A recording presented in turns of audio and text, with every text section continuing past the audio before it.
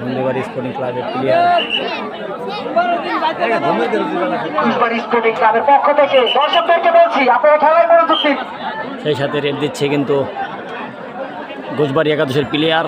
Ghoshbari sporting ক্লাবের পক্ষ থেকে নতুন একটি প্লেয়ার দল নিয়ে যাচ্ছে নন্দীবাড়ি স্পোর্টিং ক্লাবের দিকে। তাকে ধরতে পারবেন কিনা দেখার বিষয়।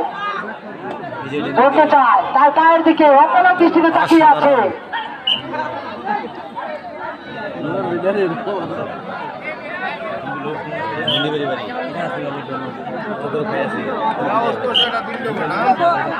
দেখা যাক আবারও ডুব হচ্ছে।